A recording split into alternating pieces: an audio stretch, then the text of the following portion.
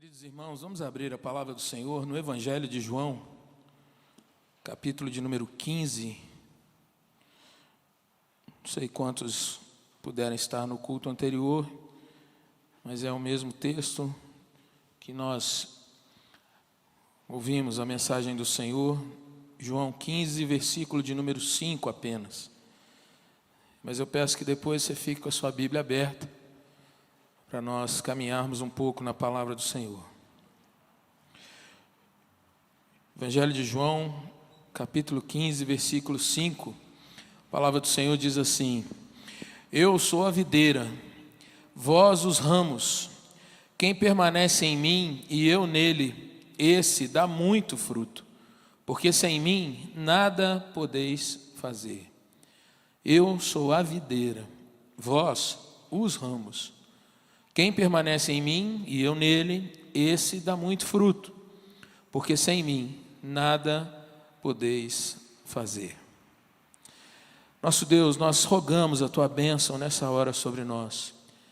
Que o Senhor, ó Pai, que é o dono da palavra, o Senhor é a palavra, que o Senhor se revele, ó Deus, às nossas vidas mais uma vez, que o Teu Santo Espírito seja servido em tocar e falar na nossa mente e no nosso coração. Assim oramos, Pai, em nome de Jesus. Amém, Senhor. Querido irmão e irmã, gostaria que você pensasse em algumas situações comigo. Parece coisa bem simples e realmente é de pensar. Eu gostaria que você então imaginasse algumas coisas. Por exemplo, aquele momento que você pode fazer uma refeição com amigos, amigas, sentar à mesa com eles, bater aquele papo que é sadio, que é agradável, de companheiro, de companheira, contar um pouco como está a sua vida, ouvir como está a do outro, incentivar, ser incentivado, rir um pouco, contar alguma coisa alegre. Às vezes aquele tempo de rir um pouco das coisas mais simples. Já pensou numa situação dessa? Ou então vamos para uma outra situação, uma viagem extremamente prazerosa com sua família. Aquela viagem que você chama de a viagem, em que você pôde com seus familiares, ou pode com eles, ter momentos realmente de crescimento, de companheirismo, de poder se congraçar, ter dias não apenas de descanso para dizer parou tudo, mas momentos em que vocês se admiram, que vocês podem contemplar coisas boas juntos. Mais uma. Imagina um dia de trabalho, querido irmão, querida irmã, aquele dia em que você se pega, às vezes, admirando o que você faz. Aquele dia prazeroso que você diz assim: como isso vale a pena? Nasci para fazer isso, faço com graça, com gozo, com alegria. Aqui é meu lugar de fato, cai como uma luva e você se vê realmente satisfeito com o fruto das suas mãos, da sua mente, do seu coração, do seu empenho. Mais uma, aquele jogo esportivo, uma corrida como só os irmãos aqui sabem fazer, né? Aquela de 10 quilômetros, 15 quilômetros, que você termina suado, cansado. Ou aquela caminhada que você faz pela manhã e depois aí de 1 hora caminhando, bem caminhado, você se pega observando a vida e pensando como é bom estar vivo. Como é bom, de fato, ver o dia nascer, passar esse dia e, de fato, saber que eu sou alguém que está vivo e abençoado. Pensou nessas coisas? Gostaria de perguntar para você agora, se você já parou para observar quem pode dar um sentido de prazer, de alegria, de contentamento em cada uma dessas situações. Você com sua casa, você com seu trabalho, você nas atividades mais diversas, e você poder parar e pensar: puxa, bom estar aqui, bom poder viver isso, bom passar por esse episódio. Queridos irmãos, diante de Jesus e dos seus discípulos, nessa hora em que nós lemos esse texto, estava uma mesa. Naquela mesa estavam elementos que eram muito, mas muito familiares para aqueles discípulos de Jesus.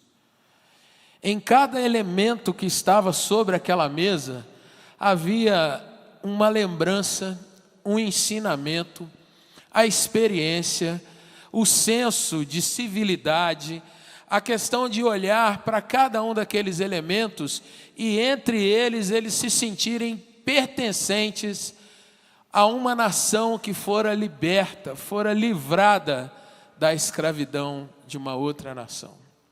Eles, os discípulos, não participaram daqueles momentos. Eles já estavam há cerca de 1400 anos depois daquele tempo de libertação. Mas havia naquele momento, naquele ato ali, todo esse simbolismo, toda essa visão. E quando eles olhavam, por exemplo, para as ervas amargas que estavam ali, eles eram lembrados que os seus antepassados sofreram muito como escravos, foram humilhados, alguns morreram, muitos foram de fato pisoteados, amassando barros, fazendo tijolos, muitos sofreram por doenças, por fome, por situações duras. Quando eles olhavam para aquele pão, o pão sem fermento que estava ali, que era partido e eles estavam ali se satisfazendo naquele momento, o pão que Jesus dali a pouco iria santificar e elevar a Deus em oração, quando eles olhavam para aquilo, eles viam o alimento, eles viam que Deus era a sua provisão, o seu cuidado. Quando eles viam o cordeiro, que também seria o seu alimento, eles se lembravam de tudo aquilo que o Senhor ordenou para Moisés naquela noite, a noite que foi a última das pragas. Eles se lembravam que durante 9 pragas, continuamente o coração dos egípcios estava endurecido. E naquela última, naquela noite, Deus falou com que cada um deles, em famílias, comessem o cordeiro, passassem o sangue sobre o umbral da porta, e aqueles que assim fizessem seriam poupados, porque a morte passaria por todos. E eles se lembravam naquela hora, enquanto Jesus estava ali com eles, de que aquilo significava a libertação dos seus antepassados, dos primogênitos. Aquilo ali significava que o Senhor naquela noite estava livrando não apenas o povo dos egípcios, mas da morte e da morte espiritual. Mas ainda eles olhavam para o cálice e eles reconheciam naquele cálice não apenas uma bebida que seria para celebração, para descontração, para comunhão, para alegria em si, mas eles se lembravam que naquele cálice estava simbolizado o sangue daquele cordeiro que fora vertido lá atrás para a libertação deles. Queridos irmãos, naquela hora em que Jesus estava celebrando com eles, era muito fácil que eles pudessem trazer histórias que eles ouviram dos seus antepassados.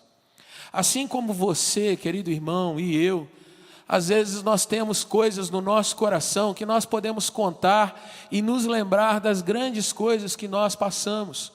Se você já teve a oportunidade de construir uma casa, de pegar e colocar desde o fundamento e ir levantando, certamente, conversando com um visitante, em determinado momento você vai se lembrar, olha, eu me lembro da história dessa parede aqui. Naquele dia, eu cansado, não tinha quem trabalhasse comigo, mas eu pude levar até o final aquele momento.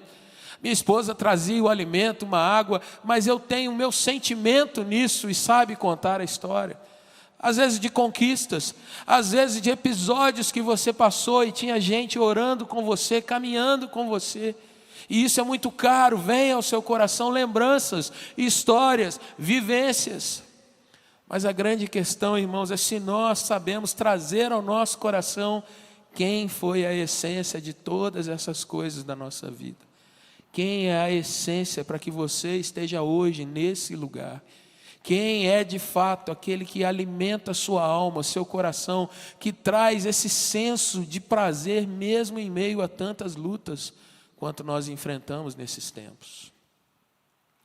Jesus então está, irmãos, nesse momento, procurando edificar e trazer para aqueles discípulos algo além daquelas lembranças, algo além daquelas histórias que eles já sabiam, que já estavam didaticamente intrínsecas na vida de cada um. O Evangelho de João, ele é escrito para demonstrar que Jesus, de fato, não apenas veio como um homem salvador, mas era o próprio Filho de Deus encarnado. Era o próprio Filho de Deus que deixa sua glória e vem estar conosco. E mais ainda, é o Filho de Deus que tem por essência o domínio, o poder. Ele é aquele que dá razão a todas as situações que nós vivemos. Se você ler o primeiro capítulo de João, você vai ver que o Verbo, estando com Deus, ele deixa aquela situação e vem estar no nosso meio. Sendo um de nós, era a luz e veio para os seus, mas os seus não os receberam.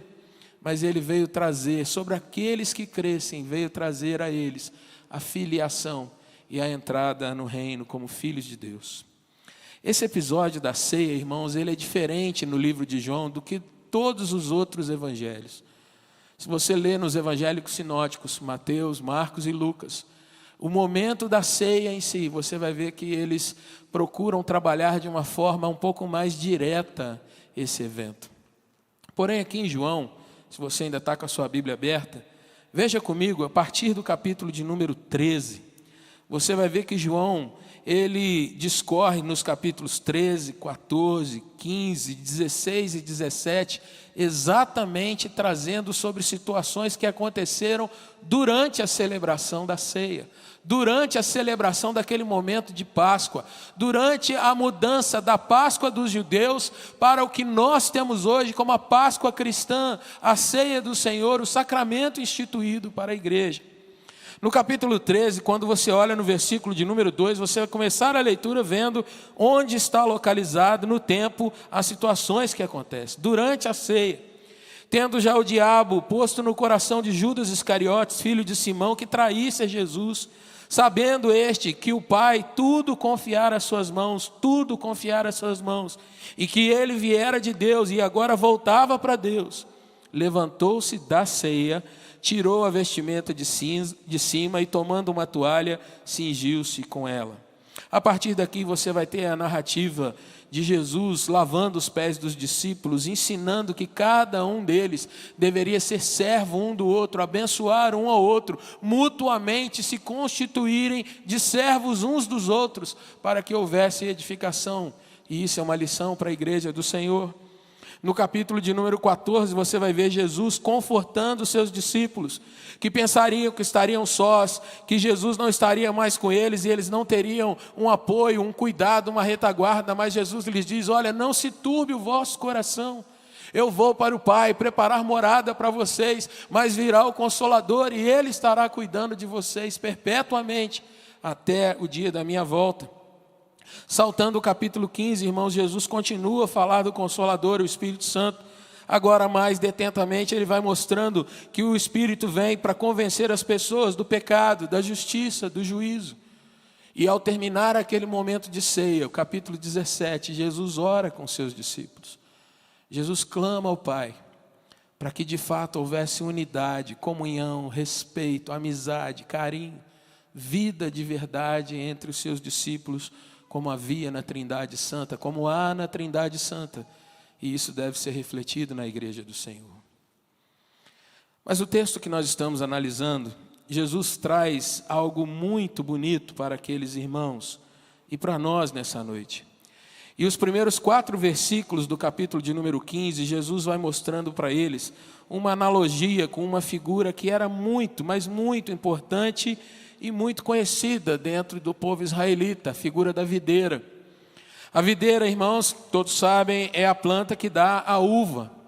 E desde os dias de Moisés, quando ele manda os espias entrarem em Canaã, os espias, quando voltam, 2 deles vêm trazendo cachos de uva, mostrando como aquilo era abundante naquela terra, como aquilo era algo de fato poderoso no sentido de agricultura, era uma planta muito, mas muito viçosa.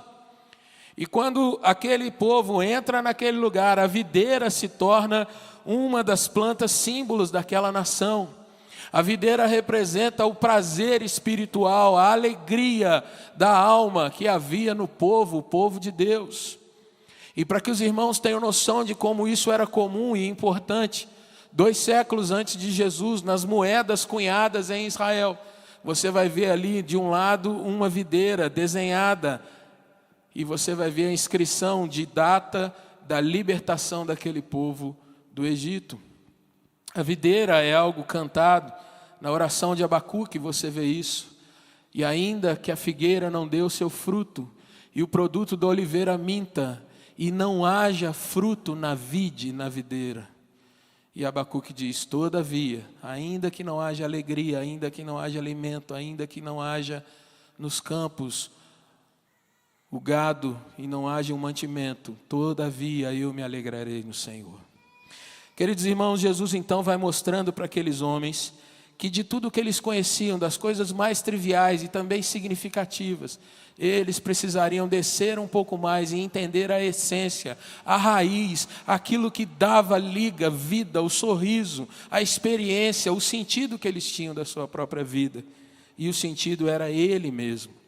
Na sua Bíblia, Jesus diz assim, versículo 1, eu sou a videira verdadeira. Eu sou o símbolo não de uma nação apenas, mas de toda a sua experiência de vida, de alma, de espiritualidade. Eu sou a videira verdadeira e o meu Pai é o agricultor. Todo ramo que estando em mim não der fruto, Ele o corta. E todo o que dá fruto, limpa para que produza mais fruto ainda. Vós já estáis limpos pela palavra que vos tenho falado. Permanecei em mim e eu permanecerei em vós. Como não pode o ramo produzir fruto de si mesmo, se não permanecer na videira, assim nem vocês o podem dar, se não permanecerdes em mim.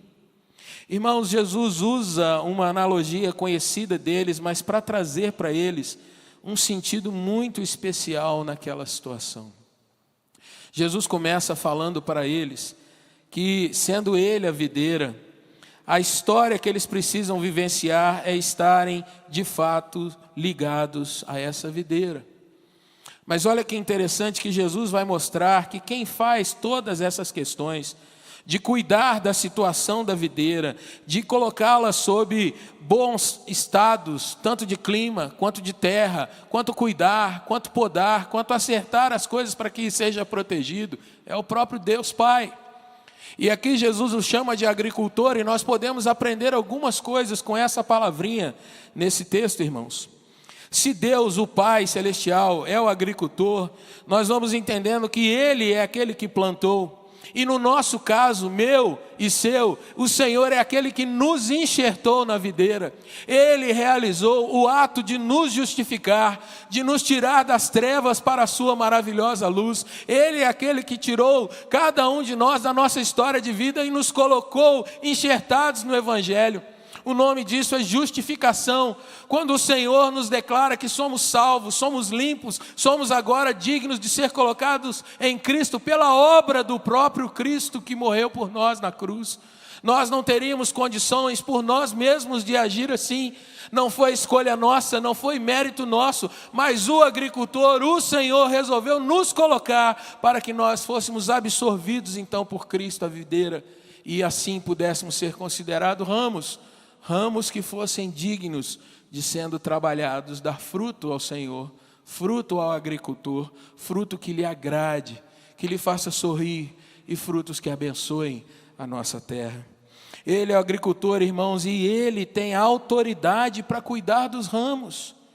E sendo ramos de uma videira, irmãos, quantas vezes nós murmuramos e reclamamos daquilo que o Senhor está proporcionando que a gente venha passar. Quantas vezes, como ramos, reclamamos da chuva, ou reclamamos do sol, ou reclamamos de às vezes estarmos mais na ponta, enquanto aquele outro ramo, um irmão nosso amigo, mas ele está mais lá para o meio, num galho mais seguro, numa situação que ele pega mais sombra, ou que ele fique mais tranquilo, e nós murmuramos, esse agricultor não está me dando os privilégios que eu mereço. Quantas vezes, irmãos, não reconhecemos que na autoridade de agricultor, ele tem também sabedoria, a técnica, Ele sabe a hora certa de podar e de nos tratar, Ele tem o conhecimento que vai muito além da árvore em si, Ele sabe o que acontece no solo, Ele sabe discernir os tempos e as estações, as épocas, Ele tem conhecimento da hora certa em que nós precisamos de uma certa podada, ou de uma certa protegida, de uma certa encurvada ou no momento em que coloca-se, por exemplo, uma madeira e amarra-se o galho para que ele possa ter mais tranquilidade para crescer, porque não tem força. Ele, como um agricultor, querido irmão, ele estabeleceu o próprio objetivo, ou seja, por que eu estou nessa terra? O que eu devo fazer aqui? Qual é o sentido de vida?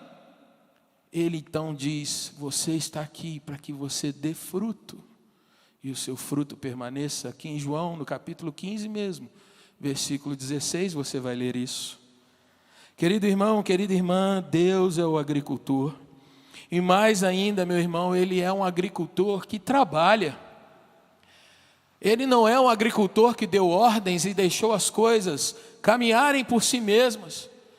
Quantas vezes nesses nossos dias, irmãos, nós ficamos tão assustados, ou indignados, ou revoltados quanto ao tempo que nós estamos vivendo. Quantas vezes erguemos a voz para dizer: Senhor, o Senhor não está vendo o que está acontecendo? Mas o Senhor Jesus diz que o Pai é o agricultor e poda os ramos, ou seja, Ele está ativo, está trabalhando, Ele está envolvido, Ele está no meio de tudo o que acontece. Deus está no controle e agindo no meio desse tempo, seja na tempestade, seja na bonança, Deus está agindo. Meu Pai é o agricultor. Mas Ele vai falar também dele mesmo, a videira, queridos irmãos. Ele ali diante dos discípulos, Ele, a videira, e Ele vai mostrar que aquilo, irmãos, aquela celebração que eles estavam ali, celebrando algo que aconteceu há mais de 1000 anos antes. Ele, Jesus, estava ali, aquele tipo, o sinal que fora lá atrás, agora se cumpria realmente em corpo, em vida, ali diante deles. Eu sou a videira. O sinal que Moisés mostrou lá atrás, o cordeiro que foi alimento lá atrás, que foi o livramento lá atrás, agora vem o cordeiro, vem aquele que é a vida, vem aquele que de fato traz vida, libertação, é o livramento da morte perante cada um de vocês, meus discípulos. Jesus é a videira. Ele estava mostrando que Ele é quem dava o sentido real àquela noite que eles estavam reunidos, e a todas as noites e dias que se seguiriam a partir dali, queridos. Jesus é o que dá sentido a cada dia da nossa história. E daqui a pouco nós vamos chegar de uma forma mais conclusiva, mas o fato é, irmãos, que muitas vezes nós pensamos que Jesus está alheio, que Ele só está presente na hora que nós nos reunimos aqui no horário do culto. Nós não pensamos que Jesus está naquela hora, no churrasco, na viagem, no passeio, no exercício. Nós não pensamos que Jesus nos acompanha quando estamos nos momentos mais gostosos da nossa caminhada. E por fim, Jesus vai falar então dos ramos. Os discípulos então se veem agora, e eles observam como Jesus lhes ensina, e mostra que as histórias que eles estavam ali memorizando, contando, celebrando, elas só tinham sentido genuíno se eles estivessem de fato ligados a Cristo. Lá no capítulo 13, você vai ver que o inimigo havia tomado conta da vida de Judas. E naquele momento do capítulo 13, Judas não apenas é desmascarado, como ele sai daquele momento, e agora aqui no capítulo 15 estão os 11, talvez mais algumas pessoas, mas Jesus está dizendo para ele, como você vê aí no versículo de número 3, vocês já estão limpos pela palavra que vos tenho falado. Ou seja, Jesus está trazendo isso, irmãos, para crentes, para pessoas que já estavam ali com Ele. Jesus não está pregando um evangelho para que as pessoas fossem salvas, mas Ele está ali advertindo os seus discípulos. Nessa noite, você que tem uma experiência com Cristo na sua vida, essa é uma mensagem para você que talvez já esteja um pouco afastado da realidade de Cristo, da presença de Cristo nas situações mais comuns do seu dia a dia. Essa é uma palavra para você, crente, para que você traga ao seu coração se de fato Jesus tem participado do seu dia a dia, da sua caminhada. E aí Jesus, então, irmãos, nos 4 versículos fala sobre isso. A obra do agricultor podando, tratando do ramo, se não der fruto ele vai ser cortado, mas mesmo o fruto que vem, mesmo o ramo que dá fruto, versículo 2, ele precisa ser limpo, ele precisa também passar pelos seus apertos, os seus sofrimentos, para que possa ser mais produtivo ainda. E no versículo 5, então, Jesus faz um resumo, um apanhado do que ele fala nos 4 primeiros versículos. E ele diz: eu sou a videira, vocês os ramos, quem permanece em mim e eu nele, esse dá muito fruto. Mas aí nós chegamos no ponto onde eu quero trabalhar mais a fundo com você nesse momento. Ele diz: porque sem mim, vocês não podem fazer nada. Sem mim nada podeis fazer. E aí, queridos irmãos, Jesus está trabalhando com algo muito sério que nós vemos na humanidade, principalmente nos nossos dias. Jesus está nessa frase, irmãos, demonstrando que o ser humano, ele possui uma dependência essencial do Senhor Jesus. Uma dependência, irmãos, que se nós perdemos de visão essa noção, essa situação, nós temos que ser orientados a voltar, porque senão a gente pode vir a se tornar infrutífero. E aí, talvez o agricultor possa nos podar de uma forma mais firme, mais pesada. Se nós não tivermos noção do que Jesus diz, irmãos, talvez o Senhor, para nos corrigir, vai usar a tesoura de uma forma mais dolorida. E isso não é fácil. Gostaria que você olhasse para essa frase, porque Jesus diz então, e eu quero em 3 movimentos falar sobre isso. Ele diz: sem mim. E o que é isso? O desejo nosso de ser independente, autônomo, é algo, irmãos, que nos afasta do Senhor desde o princípio. Pegue a sua Bíblia, veja comigo Gênesis capítulo 3, versículo de número 5. Gênesis 3:5, você vai ver o início do sentimento do ser humano de querer fazer as coisas por si só, sem a presença e sem a atuação do nosso Deus. O texto diz assim, é a serpente falando com a mulher: porque Deus sabe que no dia em que dele comerdes o fruto, se vos abrirão os olhos, e essa é a expressão, e como Deus, iguais a Deus, no mesmo patamar de Deus, exatamente nesse tipo de autoridade, de sabedoria, vocês serão conhecedores do bem e do mal. A primeira tentação que o ser humano recebeu foi de ter a grandeza de Deus. Depois que você vai ler que, já sucumbindo àquela palavra, a mulher vê que a árvore era boa para se comer, agradável aos olhos e desejável para dar entendimento. Mas no momento em que a palavra entra, vocês serão como Deus, sem mim, sem a minha intervenção. O homem passa a buscar pela sua autonomia. A expressão autonomia, autos, eu mesmo, e nomos, que é uma palavra que vem do grego, que significa lei, regra, padrão, medida. Então eu faço as minhas regras, eu tenho as minhas leis, eu governo a minha caminhada, eu decido os meus caminhos. Vamos para mais um texto, agora Gênesis ainda, capítulo de número 11. Depois do evento do dilúvio, a humanidade se multiplica novamente. Gênesis 11, capítulo 11, versículo de número 4, irmão. Os homens agora se dirigem para um lugar, e ali nesse lugar eles tomam uma decisão. Veja: vinde, edifiquemos para nós uma cidade e uma torre cujo topo chegue até os céus, e tornemos célebre o nosso nome, para que não sejamos espalhados por toda a terra. Queridos irmãos, essa é uma expressão que muitas vezes nós deixamos despercebidas, mas esse evento mostra como o ser humano tem em si, dentro da sua natureza, o desejo de caminhar dando as costas para Deus. Aqui um grupo resolve construir uma torre. Quando você pensa numa construção, meu irmão, você vai ter que pensar comigo que várias etapas vão ter que ser trabalhadas. Uma delas é: tenho dinheiro para fazer ou não? Tenho condições? Tenho material? Tenho lugar? Tenho um terreno propício ou não? E à medida que eu vou verificando essas coisas, eu vou estabelecendo conhecimento sobre aquilo. Os materiais que serão utilizados, quem vai manipulá-los? A pessoa tem que saber misturar a medida certa, o tempo certo, para que as coisas comecem a ser definidas. Se é uma torre que vai ser construída até beirar o céu. Imagine a altura desse negócio. Imagine quanto cálculo não há naquilo ali, irmão, para que a base possa sustentar aquilo tudo. E se você ainda não percebeu, o que eu estou falando com você é que nesses dias já havia ciência da construção.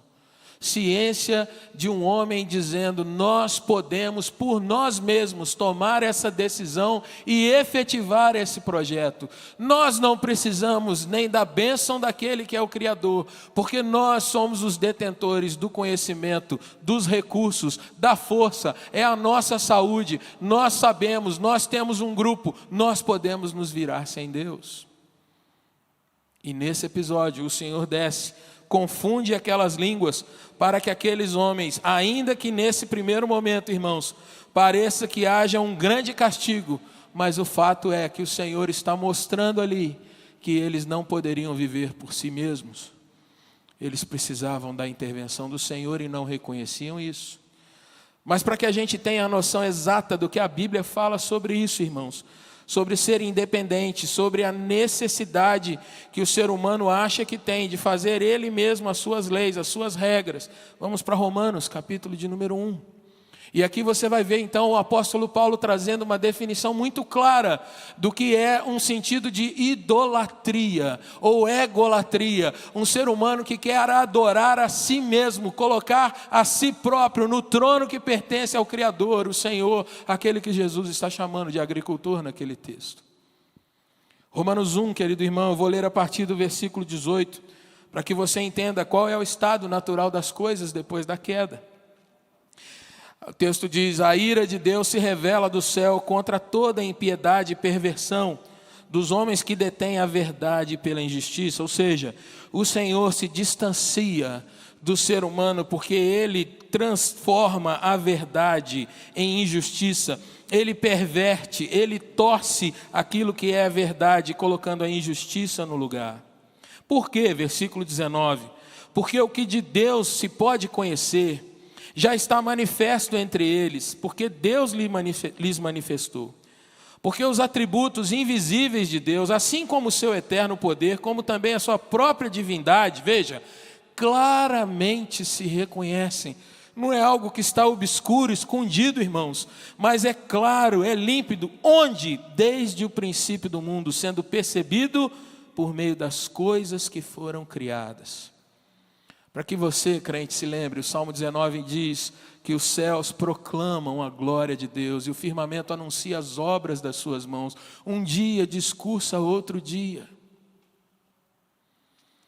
Queridos irmãos, a natureza é um livro aberto que expõe ela mesma, que para que haja tamanha grandeza nesse universo, para que as coisas funcionem com tamanha sincronia, para que você tenha todos os dias um dia cronometrado perfeitamente, em horas, minutos, segundos, milissegundos, tudo aquilo funcionando, parece que é uma máquina mostrando quanto aquilo é harmônico.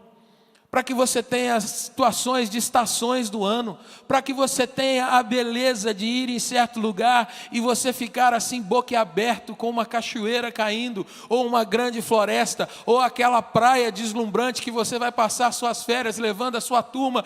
Tudo isso revela que há uma mente poderosa por trás que criou tudo aquilo, que estabeleceu esse mundo, que deixe que cada um dos planetas faça o seu movimento de translação, que cada um dos planetas tenha o seu próprio movimento de rotação, que tudo funcione, que você como um ser humano tenha bilhões de células dentro de você e tudo funciona. Será que isso é acaso? Será que isso foi você mesmo que decidiu? Não, há um agricultor, há um Criador, há alguém que tem um conhecimento extremamente gigantesco, para não usar a palavra infinito, que controla e que cuida e que forma tudo isso, queridos.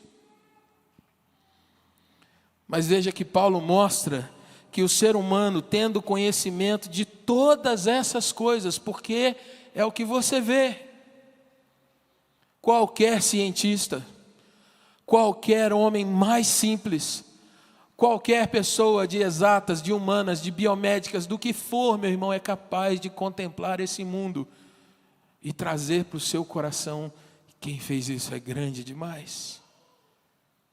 Mas veja o que Paulo diz, vamos voltar ao versículo 21, Romanos 1, 21. Então, porquanto, tendo conhecimento desse que criou todas as coisas, desse que tem esse pensar tão grande, não o glorificaram como Criador, como Deus, não o reconhecem, nem lhe deram graças. Antes, ou seja, ao contrário, esses homens se tornaram nulos em seus próprios raciocínios, obscurecendo-se-lhes o coração insensato. E o versículo 22 é terrível. Inculcando-se por sábios, achando-se de fato mais sábios que a sabedoria, achando-se mais poderosos do que o próprio poder, construindo torres, ou achando que serão iguais a Deus, vão pecando e pecando e pecando. Inculcando-se por sábios, tornaram-se loucos. Queridos irmãos, sem Cristo Jesus, nada podemos fazer. Mas sem Jesus, nós nos comportamos dessa forma. Quero dizer aqui, e isso precisa ficar muito claro, irmãos, que a ciência é uma grande bênção de Deus. Ela faz parte do que a teologia chama de providência de Deus. Deus deu conhecimento ao homem para que possa reconhecê-lo. E o Senhor, irmãos, Ele deu sabedoria para que alguém, nas coisas mais simples ou naquelas mais complexas, para que alguém, exercitando algo que seja trivial, ou algo que seja extremamente metódico, milimétrico, Deus deu tudo isso para o bem do ser humano, mas para que nós pudéssemos reconhecer o quanto Ele nos ama e o quanto Ele nos preserva, quanto Ele quer cuidar de nós. E Jesus está afirmando isso no Evangelho. Eu sou a videira, vocês são ramos. Vocês permanecendo em mim, vocês vão frutificar e desenvolver. Mas sem mim vocês não podem fazer nada. E quando Jesus diz nada, querido irmão, Ele está mostrando que nada é de fato nada. E quando nós pensamos nisso, às vezes nós pensamos em números, mas o fato, volte lá para o Evangelho de João, o nada aqui se refere, queridos irmãos, a você não desfrutar das coisas que você vê às vezes. Não ter prazer naquelas coisas que eu falei no início, que você pode ter aquilo no coração de uma forma tão viva, tão alegre, mas às vezes, irmãos, nós não temos satisfação nas coisas mais simples e boas que a vida nos dá. Nós não experimentamos a alegria de estar com os familiares, nós não experimentamos, queridos irmãos, a bênção no nosso trabalho, nós não vemos que o Senhor está nos usando para edificar a nossa sociedade, nós não percebemos, irmãos, a grandeza de todas essas relações que são estabelecidas. E quando Jesus diz nada, Ele está falando daquele que deseja conceber alguma coisa e não tem aquilo realizado, mas Ele está dizendo também, às vezes, de um poeta que escreve um grande poema, mas aquilo não lhe traz satisfação. Ele está dizendo talvez para o crente, como ele diz antes aqui, que às vezes entra dentro do culto, cumpre apenas o ritual, mas não experimenta que está enxertado na videira. E aí nós chegamos no verbo fazer. Quantos de nós aqui, queridos irmãos, conhecemos o fruto do Espírito? Dá um sinal. Já lemos? Sabemos a referência na cabeça? Apertei, né? Quer uma referência? Vamos lá, uma cola? Abre aí, Gálatas 5, 22.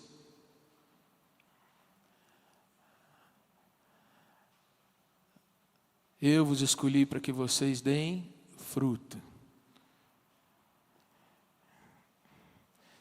Gálatas 5:22, irmãos, traz o fruto do Espírito sobre as nossas vidas. Acharam aí o texto? Vamos ler juntos? Gálatas 5:22, vamos lá? Mas o fruto do Espírito é amor, alegria,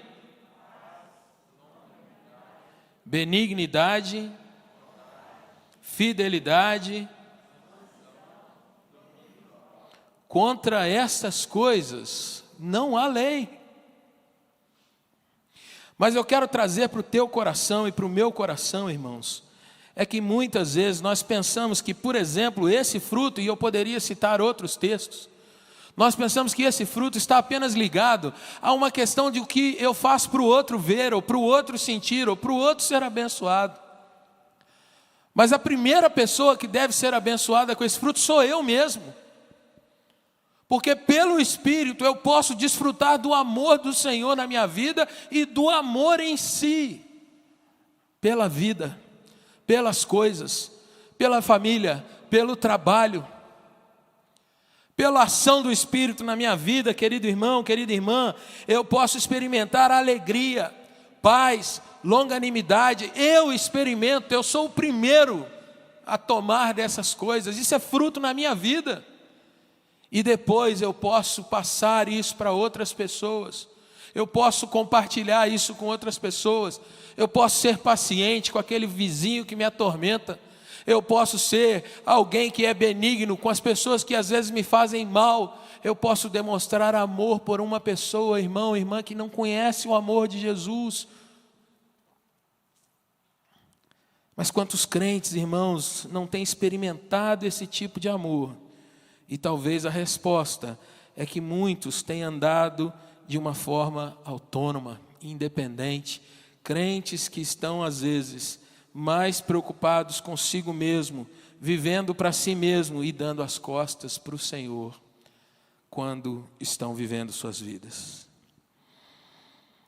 Jesus disse: sem mim nada podeis fazer. Fazer é um verbo.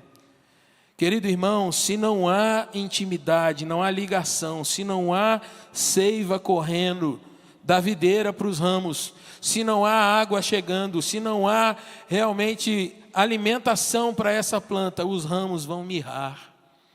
E além de não experimentarem o fruto em si, vão produzir frutos mirrados, doentes.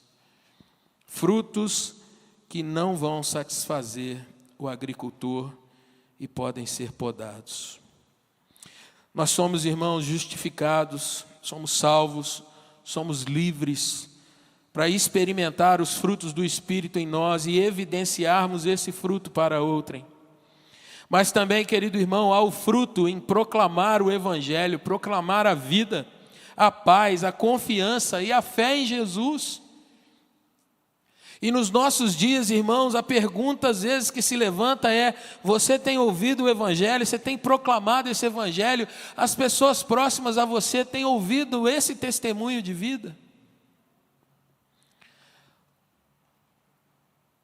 Essa semana eu vi uma ilustração na internet que eu achei muito propícia. E às vezes mostra, irmãos, o que tem entrado mesmo no nosso coração. E eu creio que a maioria dos irmãos deve ter visto isso, então você vai se lembrar na hora que eu mencionar aqui. Duas pessoas estão de costas uma para a outra. Uma delas, olha, está assistindo a televisão. E ela expressa: estamos perdidos. E a outra, de costas para ela, está de frente para uma Bíblia e diz: estamos salvos. Vocês já viram isso esses dias, talvez, não? Amém? Estou igual o pastor daquelas. Amém ou não amém, sabe? Mas veja, um está olhando para o que todo mundo está dizendo, para as notícias, para os medos e a procura de respostas que está acontecendo nos nossos dias. Uma outra olha e vê: existe a videira, eu sou um ramo dela, se eu permanecer nessa videira, vai haver fruto, vai haver vida, eu estou salvo.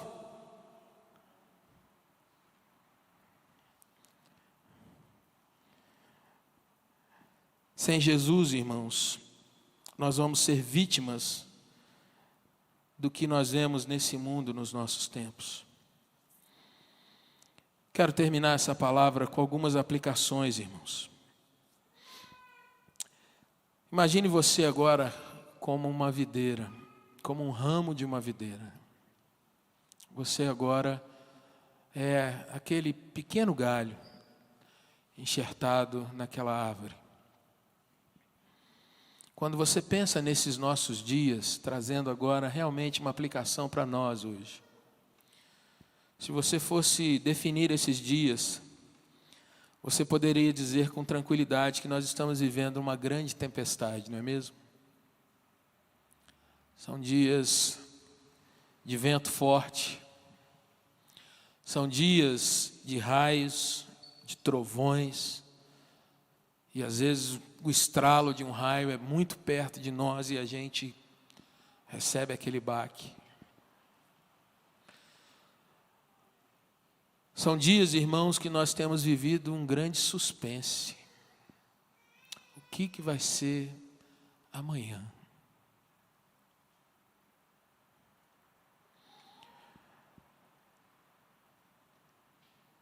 Mas a questão, e aí nós vamos voltando para o início do nosso sermão, da nossa palavra, é: se eu trago para o meu coração que eu estou na videira, eu sei que o agricultor, ele vai me proteger no meio desse temporal.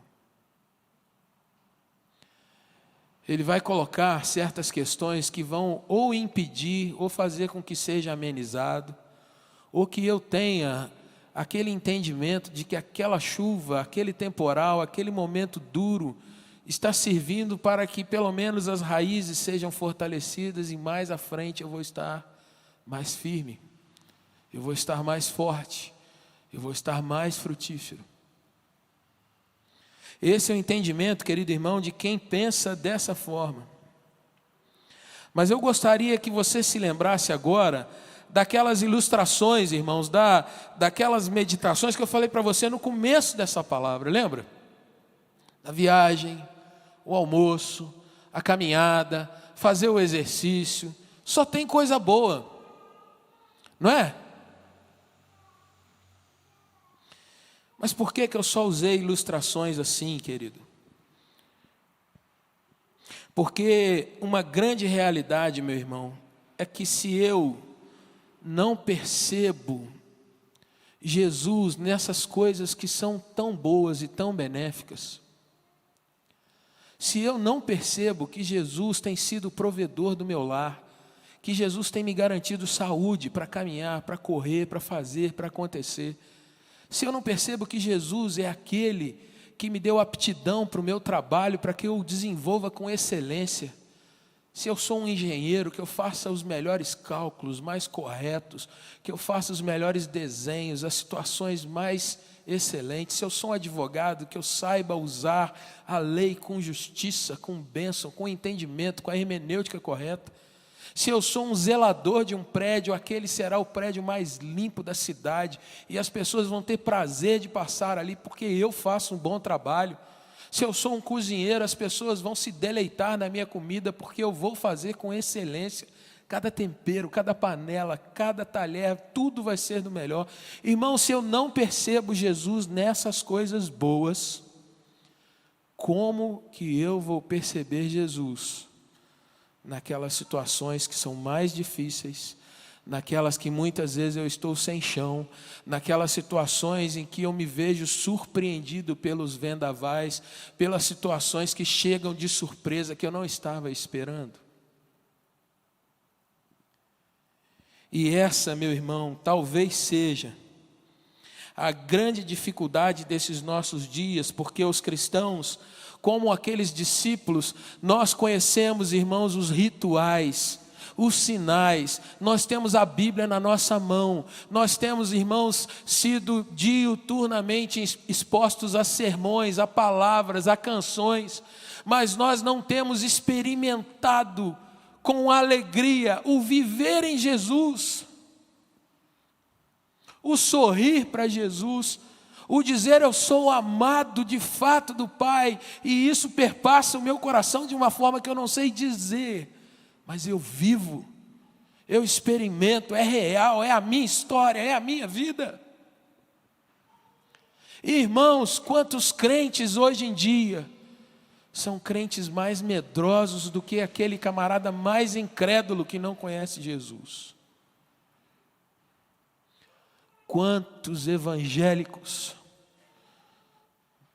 estão mais metidos em superstições, em se envolver com gato preto, gato verde, gato azul, nem sei mais quantas coisas, enterrando coisa, desenterrando, colocando cristal atrás da porta, fazendo terço, colocando um monte de bobagem atrás das suas casas, procurando nessas coisas alguma coisa que lhes abençoe, fazendo orações sem o entendimento de que falam com uma pessoa, o Senhor do universo. Quantos crentes, irmãos, que têm ouvido, sem mim nada podeis fazer, mas têm insistido de viver a sua vida sem Deus, para si próprios, para o seu próprio deleite, e quando são pegos de surpresa, não têm o chão para se apoiar.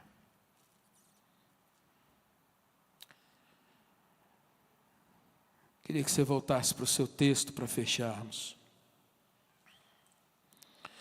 João 15, eu quero ler com você o versículo de número 16.